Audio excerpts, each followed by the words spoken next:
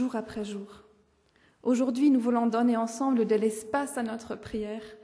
Nous voulons accueillir la présence de Dieu qui nous bénit, c'est-à-dire qui nous dit du bien, qui nous indique un chemin à travers ces 12 mois tout neufs qui s'ouvrent devant nous. Jésus soit le centre tout au long de cette année, le centre et la vision dans notre vie d'Église, mais aussi dans nos vies personnelles, et nous pouvons nous lever pour ce chant « Jésus soit le centre ».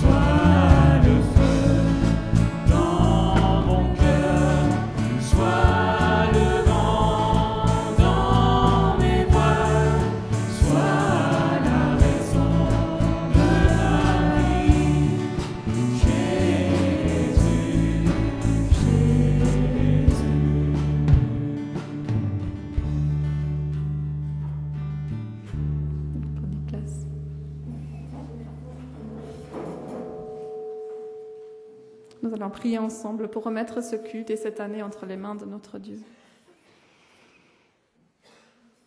Notre Dieu, au début de cette nouvelle année, nous voulons ancrer nos vies en toi et dans ta parole pour y trouver un repos réel, profond, mais aussi un élan pour aller de l'avant, pour mettre un pas devant l'autre. Merci parce que tu as promis d'être avec nous tous les jours, jusqu'à la fin du monde, et nous voulons nous ouvrir à ta présence et te demander de nous guider, de nous inspirer.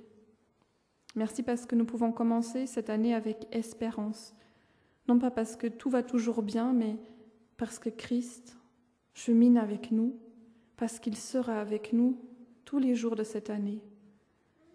Merci parce que nous pouvons commencer, Seigneur, cette année avec espérance, parce que tu as mis de belles choses à vivre ensemble. Et nous prions cela en nous confiant en ton Fils Jésus. Amen.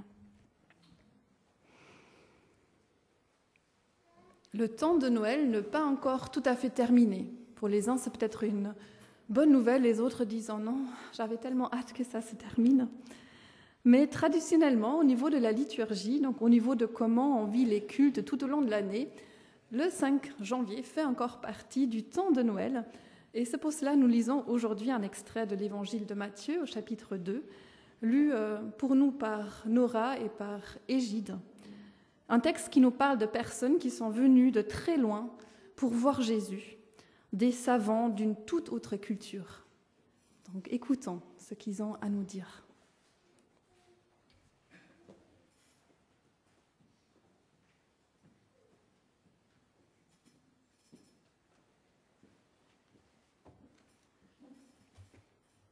Jésus est né à Bethléem, en Judée, au temps du roi Hérode.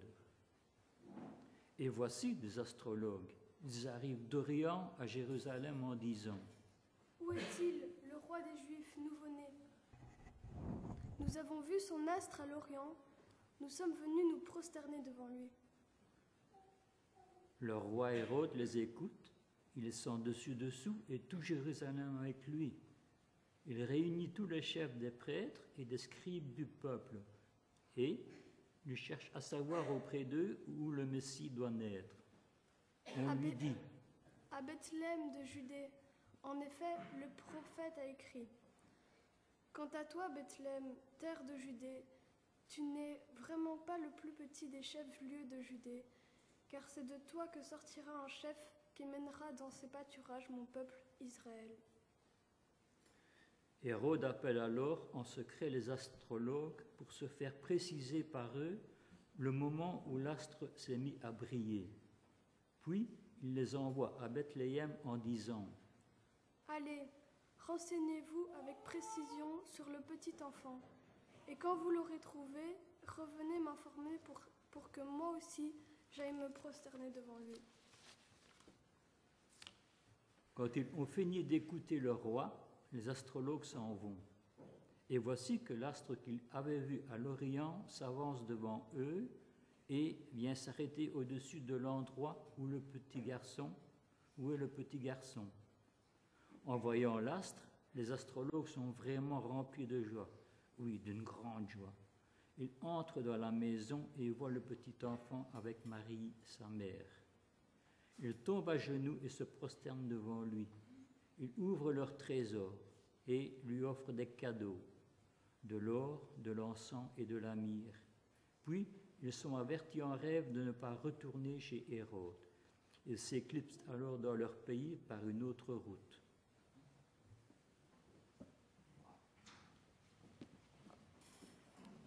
Merci pour cette lecture. C'est vraiment un récit d'un espoir incroyable. La visite de ces savants, qui sont aussi appelés les mages, nous dit avec force et tendresse que l'Évangile, la bonne nouvelle, est pour tout le monde, pour tout un chacun. Jésus, la lumière du monde, est venu éclairer tous les peuples, tous les individus. Sa paix, sa joie ne sont pas réservées à un seul peuple. Sa paix, sa joie sont à partager largement, gratuitement. Et par les deux chants que nous allons chanter, nous voulons à la fois louer notre Dieu pour cela et aussi confier nos vies entre ses mains. Et avant cela, Cécile va prier pour les enfants et les enfants vont encore rester pendant le premier chant et pourront ensuite partir dans les clubs pendant le deuxième chant.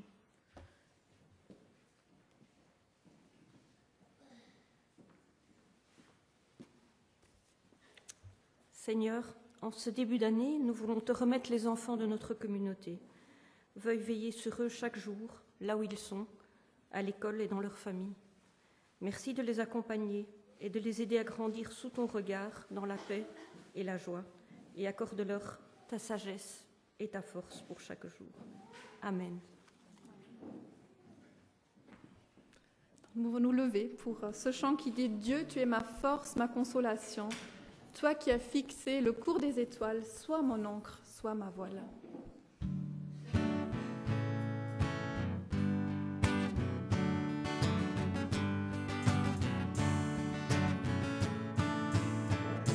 Dieu, tu es ma force, ma consolation, une lampe devant mes pas. Ta voix a triomphé d'ouragan, remporté le combat. Tu m'offres chaque jour ton infaillible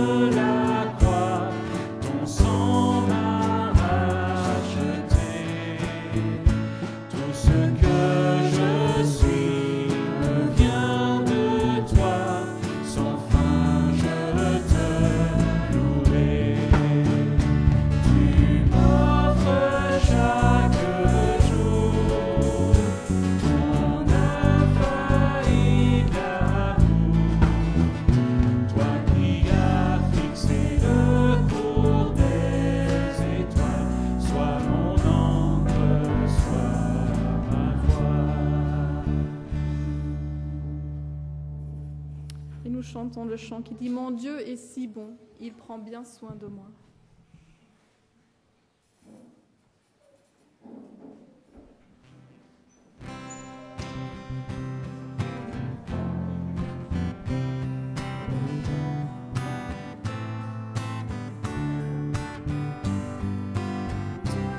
Si bon, il prend bien soin de moi.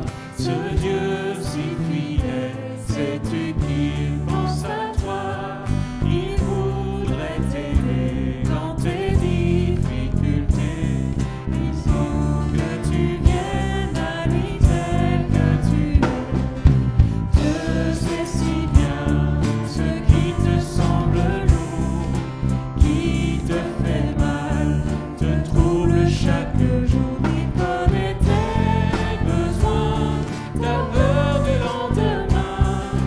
Avec mon Dieu, tu sais tout ira bien.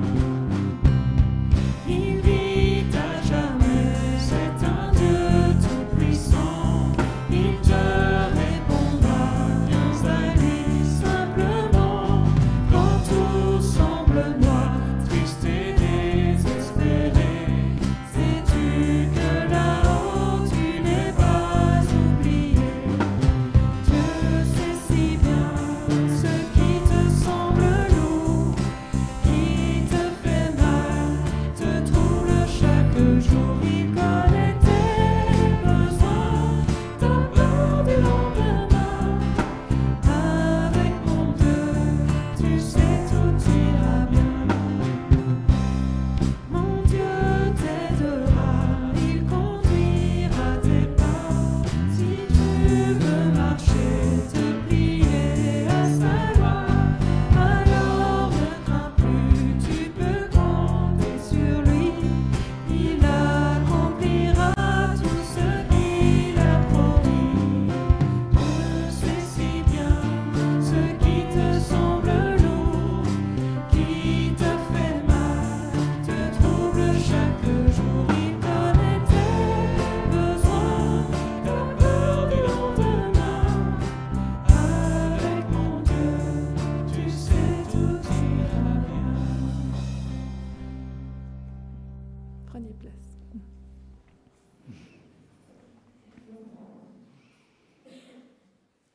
Avant de nous mettre à l'écoute de la prédication que Paul a préparée pour nous, nous voulons prier Dieu avec un extrait du psaume 119.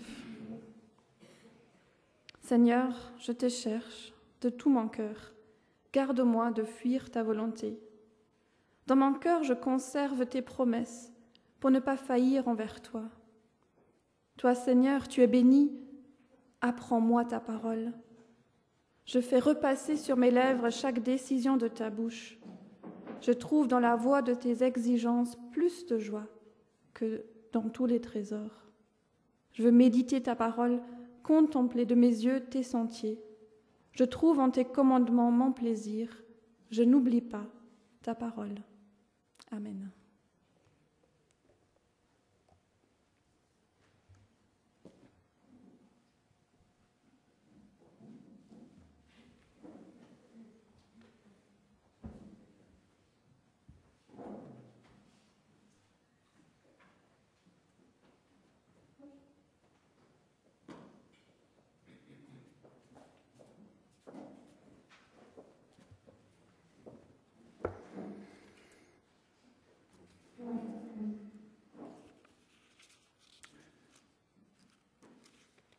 Deuxième épître de Pierre, au chapitre 3, et nous commencerons la lecture au verset 9. Le Seigneur ne tarde pas à réaliser sa promesse, comme certains le pensent, mais il use de patience envers vous, car il ne veut pas que qui que ce soit aille à sa perte. Au contraire, il veut que tous aient l'occasion de se détourner du mal. Cependant, le jour du Seigneur viendra comme un voleur. En ce jour-là, le ciel disparaîtra avec un fracas effrayant. Les corps célestes seront détruits par le feu. La terre, avec tout ce qu'elle contient, cessera d'exister. Puisque tout va disparaître de cette façon, comprenez bien ce que vous devez faire. Il faut que votre conduite soit sainte et marquée par l'attachement à Dieu. Vous devez attendre le jour de Dieu en faisant tous vos efforts pour qu'il puisse venir bientôt. Ce sera le jour où le ciel sera détruit par le feu, où les corps célestes se fondront dans la chaleur des flammes, mais Dieu a promis un nouveau ciel et une nouvelle terre où la justice habitera. Et voilà ce que nous attendons. C'est pourquoi, mes chers amis, en attendant ce jour, faites tous vos efforts pour être purs et irréprochables aux yeux de Dieu et pour être en paix avec lui. Considérez que la patience de notre Seigneur vous offre l'occasion d'être sauvés, ainsi que notre cher frère Paul vous l'a écrit avec la sagesse que Dieu lui donne. C'est ce qu'il a écrit dans toutes les lettres où il parle de ce sujet. Oh, il s'y trouve des passages difficiles à comprendre, et des gens ignorants et instables en déforment le sens, comme ils le font d'ailleurs avec d'autres parties des Écritures. Ils causent ainsi leur propre perte. Quant à vous, mes chers amis, vous êtes maintenant avertis. Prenez donc garde. Ne vous laissez pas égarer par les erreurs de gens sans scrupules et n'allez pas perdre la position solide qui est la vôtre, mais continuez à progresser dans la grâce et la connaissance de notre Seigneur et Sauveur Jésus-Christ. À lui soit la gloire, maintenant et pour toujours. Amen.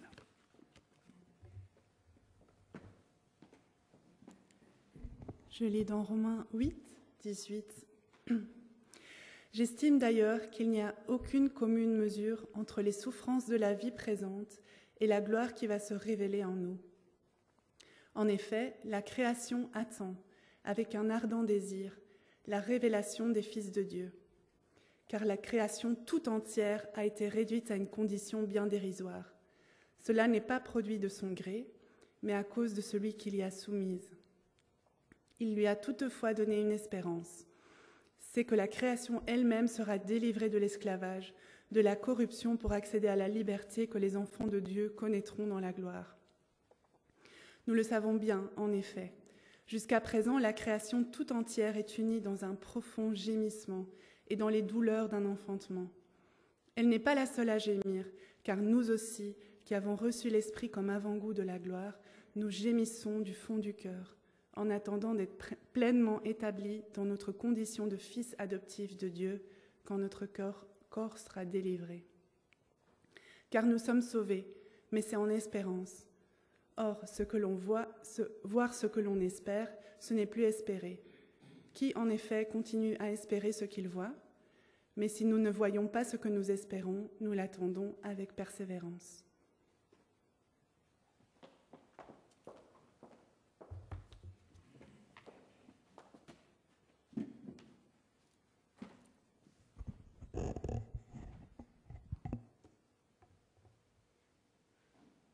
Bonjour à tous, merci pour la lecture, merci d'avoir accepté en dernière minute de bien vouloir faire cela.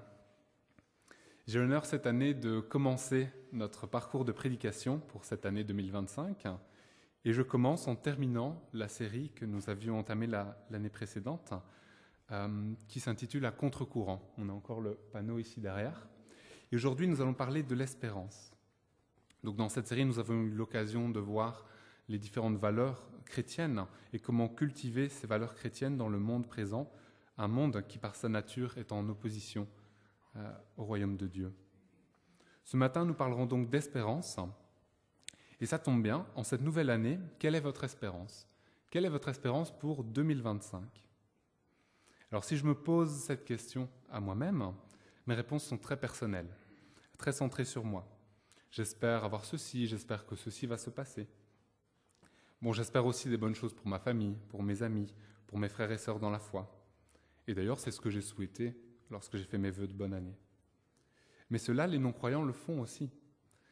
Et eux aussi ont une espérance, surtout quand on parle ici d'espérance pour la nouvelle année. On ne parle pas de l'espérance où on rêve grand. Est-ce que vous espérez que le Christ va revenir cette année? Qui s'est posé cette question? Qui s'est dit « Tiens, j'espère que cette année, Jésus va revenir » En tant que chrétien, notre espérance dépasse notre petit contexte personnel. Elle va beaucoup plus loin que cette année, que l'année prochaine, que dans 10 ans, ou que quand je serai à la retraite, je ferai ci, je ferai ça. Non, notre espérance transcende notre vie sur terre.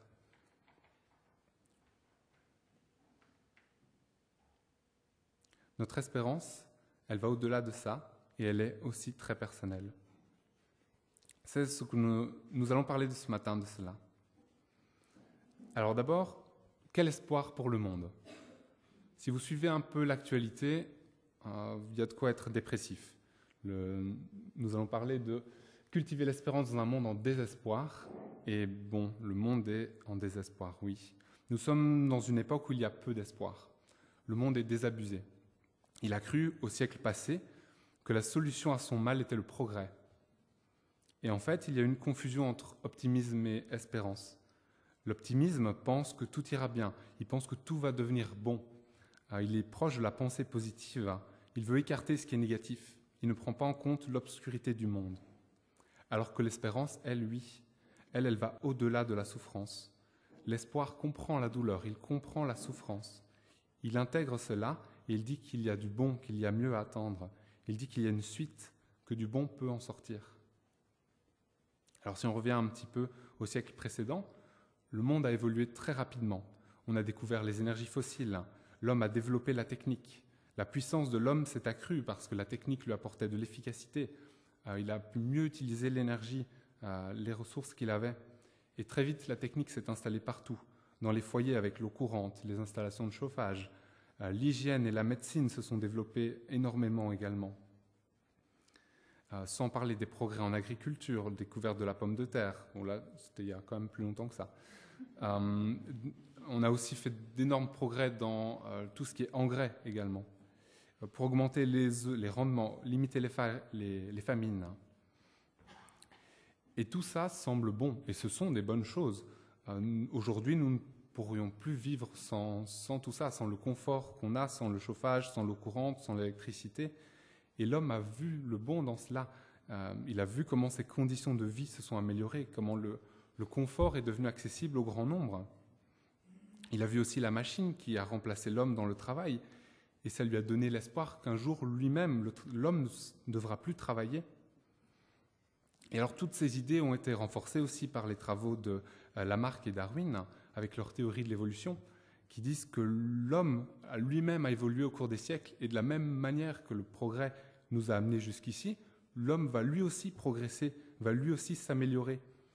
Et aujourd'hui, on retrouve encore cette idée aussi dans le transhumanisme, où on pense qu'en intégrant la technologie à l'homme pourra aller plus loin, qu'il sera capable de plus grandes choses, qu'il sera même capable de vaincre la mort. Et alors l'homme fait un amalgame entre espérance et progrès. Et il pose son espoir dans le progrès. Il pense que tout va aller mieux et qu'il va s'en sortir. Mais ce n'était qu'un optimisme. Et cet optimisme qui a été apporté par le progrès a donné l'espoir à l'homme. Il y a quelque chose de spirituel dans tout cela. En fait, je pense qu'il est question de la rébellion de l'homme contre Dieu, d'un homme qui se prend pour Dieu. Et j'aime bien revenir à la chute concernant l'espérance dans le progrès. L'homme, quand il a mangé du fruit, s'est rebellé contre Dieu. Il s'est rebellé face à Dieu. C'est lui maintenant qui décide ce qui est bon, ce qui est mauvais pour lui. Et quelles ont été les conséquences de cela? Il y en a deux. Il y a la mort et il y a le travail. Et je vais relire Genèse 3. « C'est à force de peine que tu tireras la nourriture de tous les jours de ta vie. Et c'est à la sueur de ton visage que tu mangeras du pain, jusqu'à ce que tu retournes dans la terre d'où tu as été pris, car tu es poussière et tu retourneras à la poussière. » Et en fait, le progrès a donné cette illusion à l'homme qu'il pouvait de lui-même résoudre cela.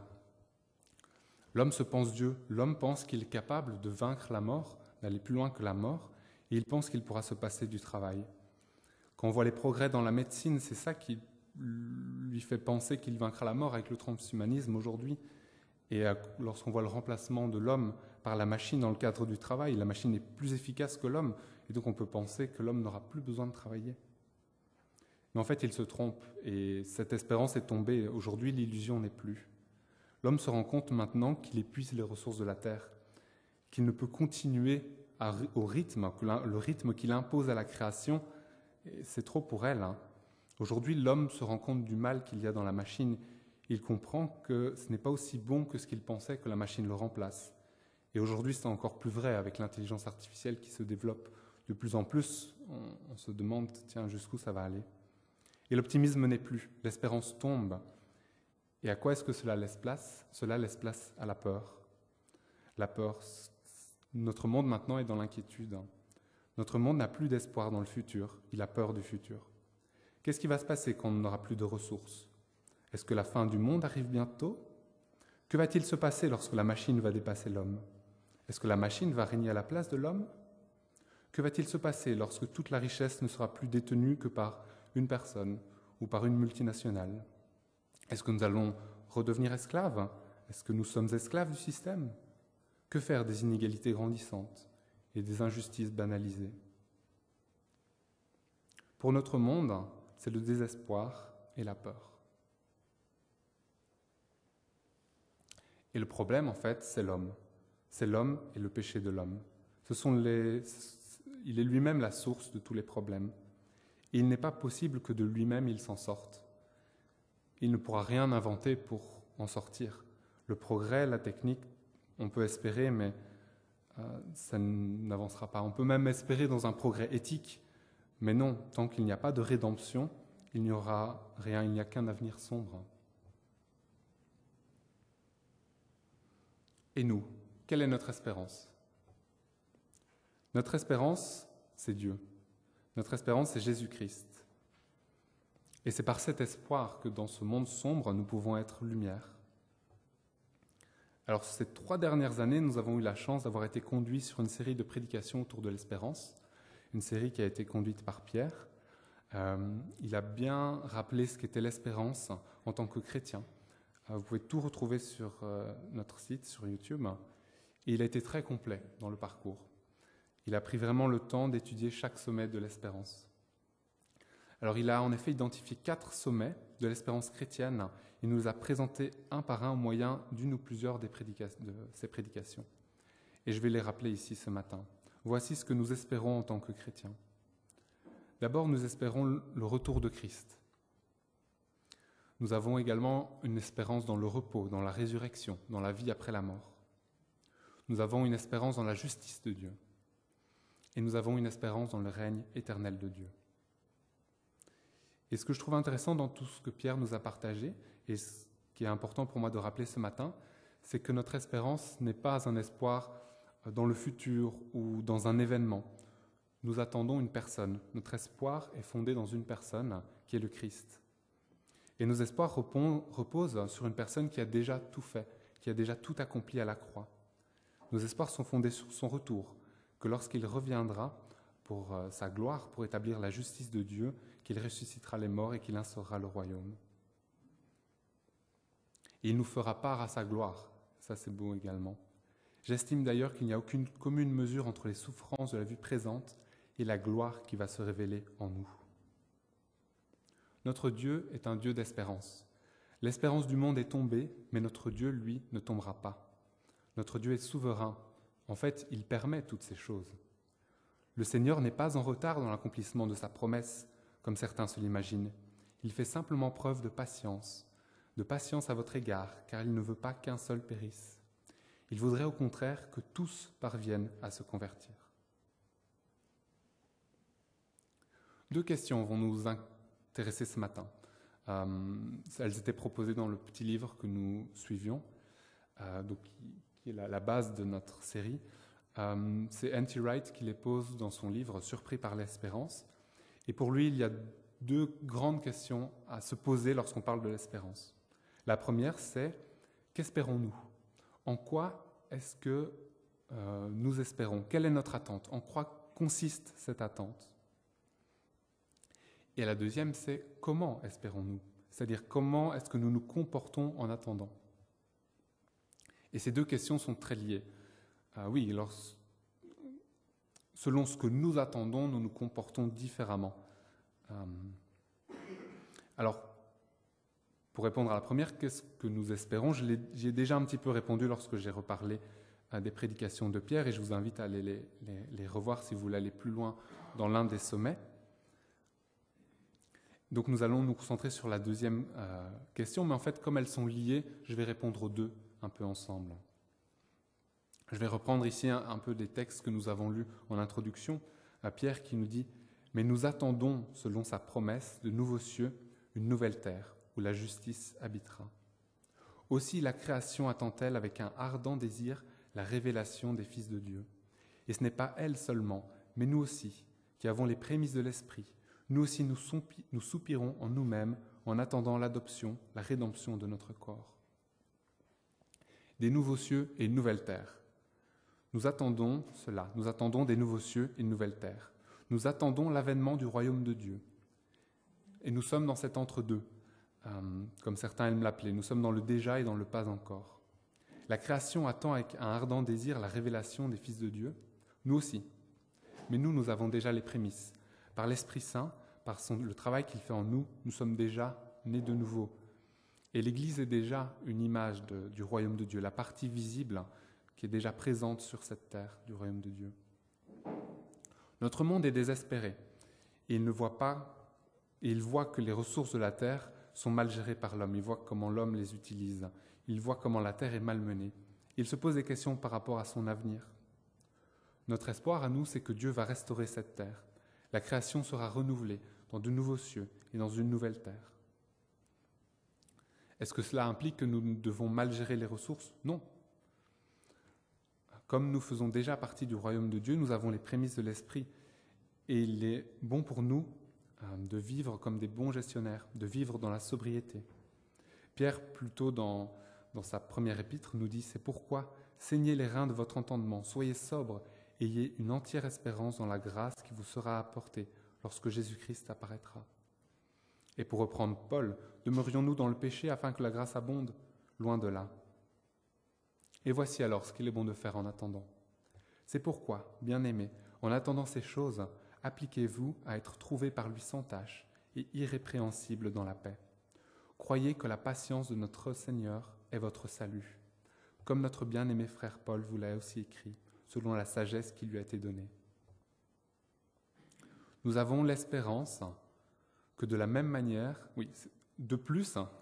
nous avons l'espérance que de la même manière que la nature, que la création sera libérée de sa souffrance, nous aussi nous savons que jusqu'à ce jour, la création, je me suis embrouillé dans les notes, la création tout entière soupire et souffre les douleurs de l'enfantement, nous aussi nous serons libérés de la souffrance.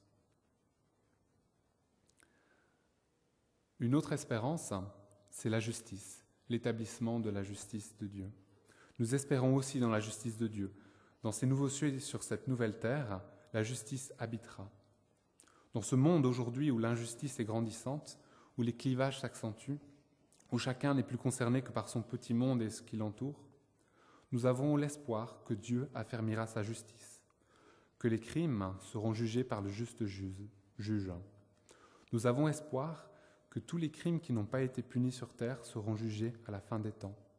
Certes, le méchant ne restera pas impuni, mais la postérité des justes sera sauvée. Que faire alors en attendant ? Comme représentant du royaume de Dieu, la justice me concerne. Tout ce qui est à ma portée, il est bon pour moi de travailler à ce que la justice soit établie. Et encore un point sur notre espérance. Le jour du Seigneur viendra comme un voleur. En ce jour, les cieux passeront avec fracas, les éléments embrasés se dissoudront, et la terre, avec les œuvres qu'elle renferme, sera consumée. Jésus nous dit du jour du jugement qu'il sera semblable au déluge. Donc juste avant, je citais Pierre, mais Jésus le dit également dans l'Évangile. Personne ne se doute de ce qui va se passer. Au moment du déluge également, personne ne se doutait de ce qui allait se passer. Ce sera la même chose. 2 ouvriers seront au travail dans le champ, l'un sera emmené, l'autre laissé. 2 femmes seront occupées à la pierre de meule, l'une sera enlevée et l'autre laissée. Jésus nous dit alors, « Tenez-vous en éveil, puisque vous ignorez quel jour votre Seigneur viendra. » Se tenir en éveil ne veut pas dire cesser toute activité. Il n'est pas nécessaire d'arrêter notre travail pour se mettre à construire un bateau. Nous n'avons plus rien à faire pour notre salut. Jésus a tout payé à la croix. La seule chose que nous devons faire, c'est décider de suivre Jésus, décider de le suivre. En effet, le jour du Seigneur viendra comme un voleur. Nous serons occupés quand ce jour viendra. Nous serons l'un comme l'autre affairés à quelconque tâche. Nous ne serons pas préparés. Nous devons alors rester éveillés, comme Noé l'a fait. Soyons sensibles aux appels de Dieu. Travaillons à notre salut, toujours dans cette idée d'attente active, attente qui nous met en mouvement. Pas active dans l'activité, mais active car c'est une attente qui nous pousse à l'action, qui nous pousse vers l'avant. Vous donc, bien-aimés qui êtes avertis, mettez-vous sur vos gardes, de peur qu'entraînés par l'égarement des impies, vous ne veniez à déchoir de votre fermeté. Mais croissez dans la grâce et dans la connaissance de notre Seigneur et Sauveur Jésus-Christ. À lui soit la gloire, maintenant et pour l'éternité. Amen. Continuons sur notre chemin de croissance dans la proximité du Seigneur. Cherchons à le connaître davantage. Notre espoir est aussi dans la pleine connaissance de Dieu. Pleine connaissance que nous aurons à la fin des temps, mais qui est déjà apportée. Dieu s'est abaissé en Jésus-Christ. Il s'est fait homme. Il s'est positionné à portée de l'homme. Nous espérons dans ce que nous ne voyons pas. Nous espérons dans le salut. Nous espérons que nous sommes sauvés. Et avant de conclure, j'aimerais vous laisser cette question. Je vous ai demandé au début de mon message ce que vous espériez pour cette année. Et vos premières idées, j'imagine, étaient assez similaires aux miennes.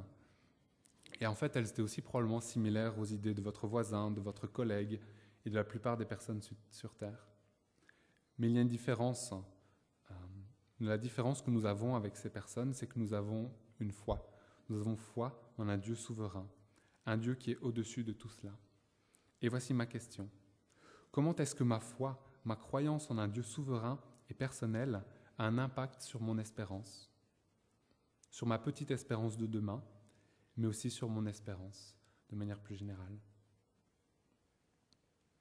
Alors, pour conclure, j'aimerais vous rappeler cela. Dieu est un Dieu d'espérance. Tout au long de la Bible, Dieu se présente comme étant notre espérance. Déjà au moment de la chute, il donne cette promesse que la descendance d'Ève aura raison du serpent. Espérance qui est renouvelée lorsque Dieu sauve Noé, lorsqu'il conclut une alliance avec l'homme, alliance qui nous donne cet espoir que Dieu ne détruira plus la terre par le déluge, alliance qu'il établit par le signe de l'arc-en-ciel. Et Dieu renouvelle encore son espérance lorsqu'il choisit Abraham. Espérant contre toute espérance, il crut, en sorte qu'il devient père d'un grand nombre de nations, selon ce qui a été dit. Telle sera ta postérité. Espérance qui est renouvelée encore de nombreuses fois dans l'Ancien Testament. Mais maintenant, justement, comme nous le dit le Nouveau Testament, Dieu s'est fait chair. Il est lui-même devenu espérance pour l'humanité. Jésus est notre espérance. Jésus est venu sur terre pour mourir à notre place, pour que nous ayons le salut. Il nous donne cet espoir, une espérance qui est fondée, une espérance qui est sûre. Béni soit Dieu, le Père de notre Seigneur Jésus-Christ, qui, selon sa grande miséricorde, nous a régénérés pour une espérance vivante, par la résurrection de Jésus-Christ d'entre les morts, pour un héritage qui ne peut ni se corrompre, ni se souiller, ni flétrir, lequel vous est réservé dans les cieux, à vous qui, par la puissance de Dieu, êtes gardés par la foi pour le salut, prêt à être révélé dans les derniers temps. Soyons donc actifs dans cette espérance, soyons prêts, soyons éveillés. Amassons-nous des trésors dans le ciel, où la teigne et la rouille ne détruisent point, où les voleurs ne percent ni ne dérobent. Notre espérance est dans les nouveaux cieux et la nouvelle terre, où toutes choses seront renouvelées, où la justice de Dieu sera établie. Et j'aimerais vous laisser encore un autre verset ce matin, que l'on retrouve dans 2 Corinthiens. Nous savons en effet que si cette tente où nous habitons sur la terre est détruite, nous avons dans le ciel un édifice qui est l'ouvrage de Dieu, une demeure éternelle qui n'a pas été faite de main d'homme. Aussi nous gémissons dans cette tente, désirant revêtir notre domicile céleste. Pierre nous dit aussi dans une de ses lettres, « Et je regarde comme un devoir, aussi longtemps que je suis dans cette tente, de vous tenir en éveil par des avertissements, car je sais que je la quitterai subitement, ainsi que notre Seigneur Jésus-Christ me l'a fait connaître. Et cette image de la tente me parle, donc la tente. Notre séjour sur terre n'est que passage. Notre espoir est fondé dans les cieux, dans la nouvelle terre, là où est notre véritable demeure, là où Jésus nous a préparé une place, une demeure qui nous attend et une demeure que nous attendons. Et cela ne veut pas dire que nous devons négliger notre demeure ici sur cette terre, notre demeure de passage, notre tente. Soyons donc dans l'attente. Amen.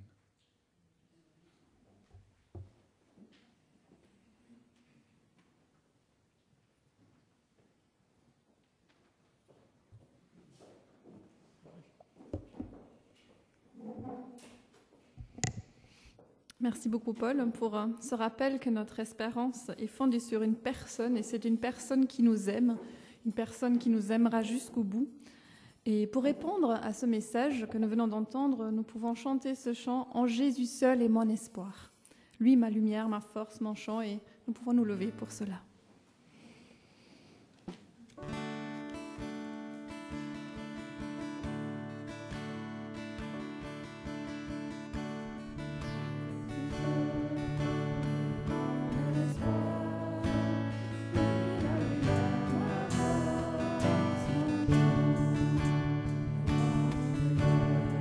Solide en bas, même quand l'orage devient violent. Oh quel amour, oh quelle paix, les luttes cessent, la peur se tait. On réconfort, on plus grand bien, dans l'amour de Christ Dieu te tient.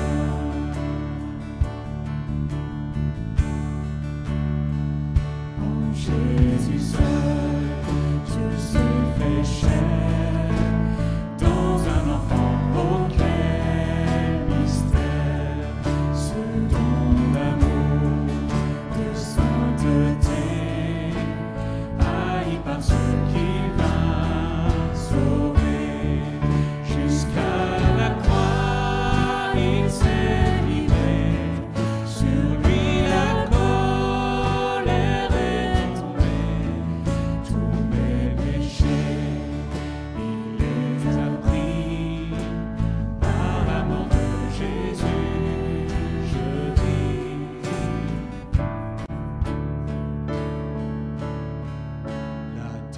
Là-dedans, il reposait, lumière vaincue par les ténèbres.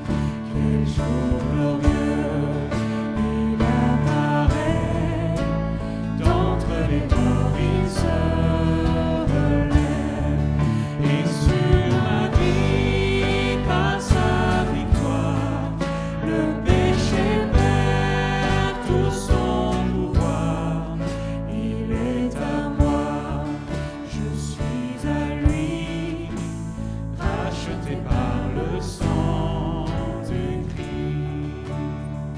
Je vis en paix, je me sens crainte, gardé par la puissance du Christ, du premier cri au dernier souffle. Jésus est maître de ma vie, les plans des hommes ou du malin ne peuvent m'arracher de sa main, et qu'il revienne ou me rappelle, par la force du Christ je tiendrai, et qu'il revienne ou me rappelle, par la force du Christ je tiendrai.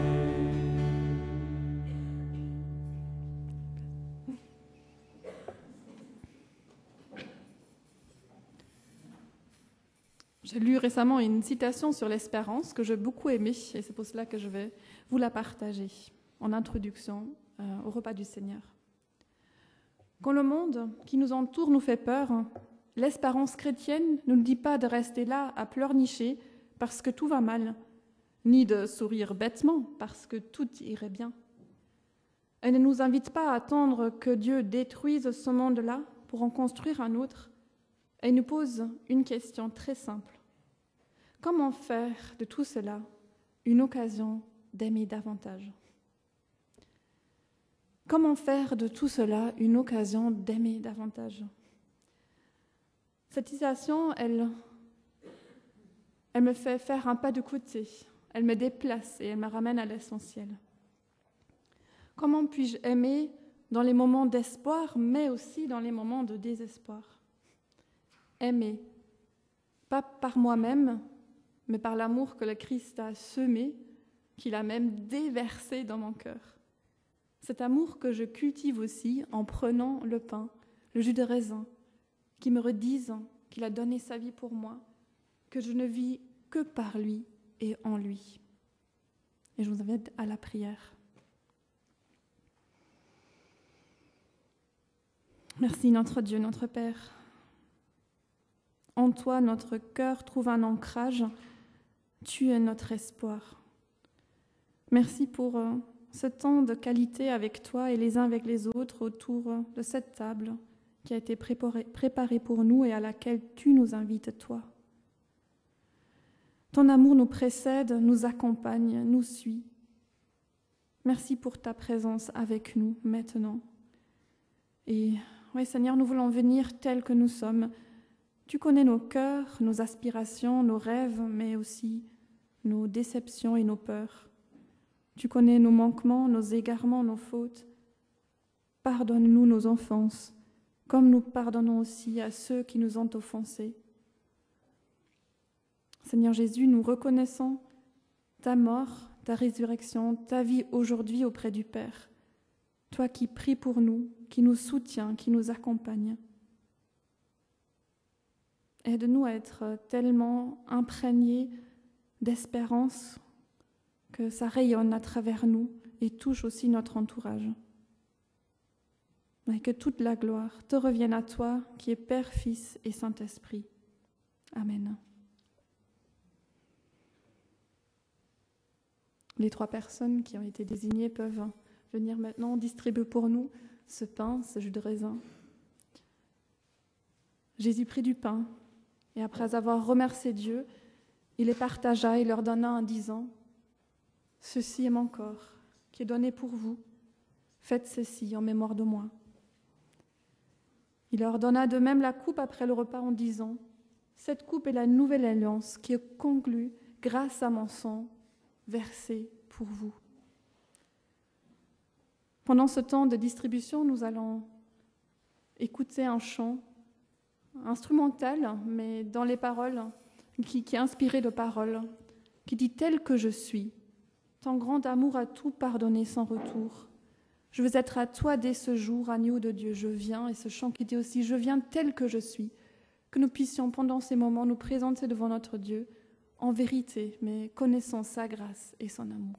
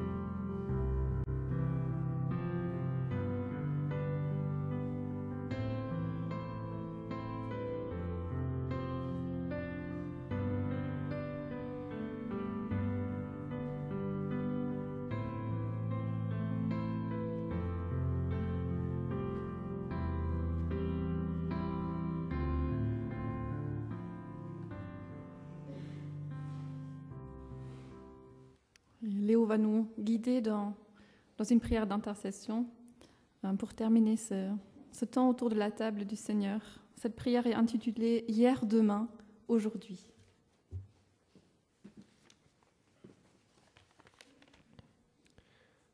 Dieu du temps et de l'histoire, des commencements et des résurrections, Dieu de la mémoire et de la promesse, enseigne-nous à vivre avec le temps, à l'accueillir comme un cadeau de toi.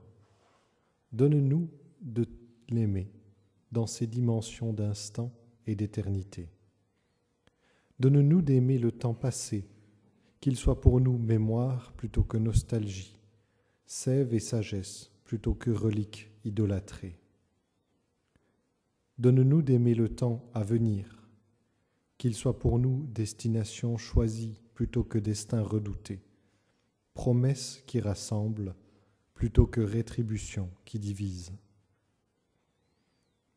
Donne-nous d'aimer surtout le temps présent, qu'il soit dans nos mains comme pâte à pétrir, plutôt que sable fuyant entre nos doigts, qu'il soit signe de ton royaume à suivre sur nos chemins d'humanité, plutôt qu'empire à préserver. Merci pour hier et pour les temps passés, oui, et que ton règne vienne. Merci pour demain et les temps à venir, oui, et que ton règne vienne. Me voici, nous voici, pour aujourd'hui et le temps présent de l'humain, oui, et que ton règne vienne. Amen.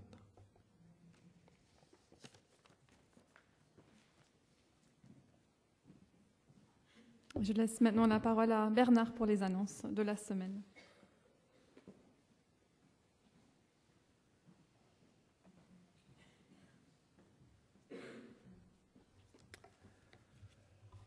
Les annonces, c'est cette semaine qui commence, c'est la semaine des PEP.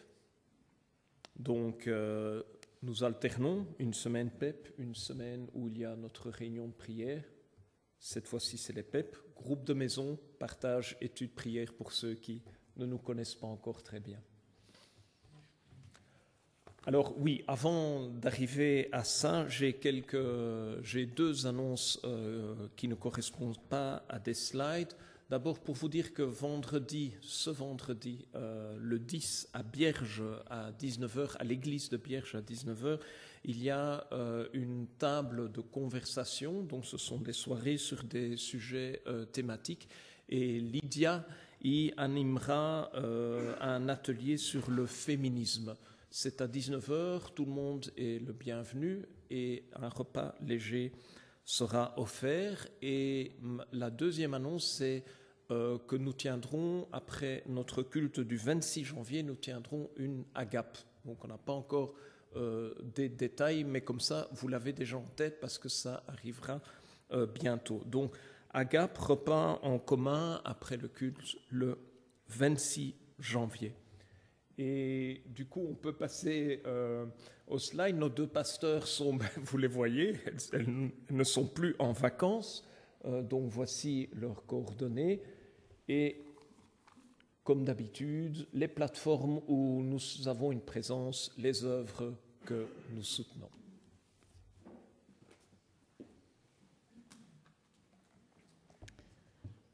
Pendant ce moment d'offrande, nous pouvons chanter l'un pour l'autre, que la joie de Dieu nous habite, que la paix de notre Seigneur ici-bas jamais ne nous quitte, mais qu'elle éclaire notre cœur. Donc les boîtes à offrandes peuvent circuler pendant ce chant et nous pouvons nous lever.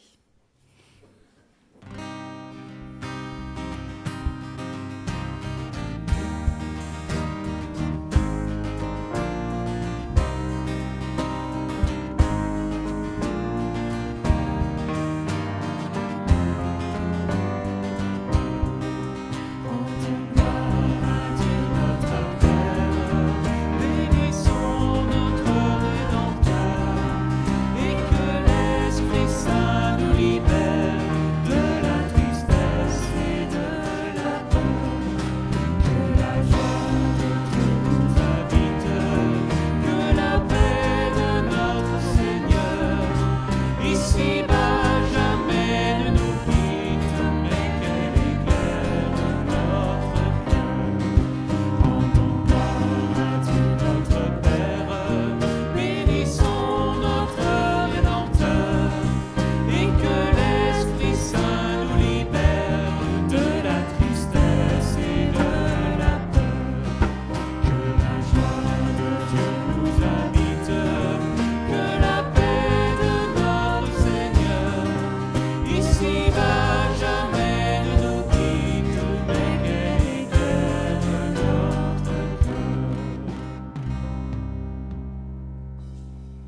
notre Seigneur Jésus-Christ lui-même et Dieu notre Père nous ont aimés et nous ont donné par grâce un réconfort éternel et une bonne espérance. Qu'il remplisse vos cœurs de courage et qu'il vous accorde la force de pratiquer toujours le bien en actes et en parole. Un très bon dimanche, une belle semaine et une bonne année.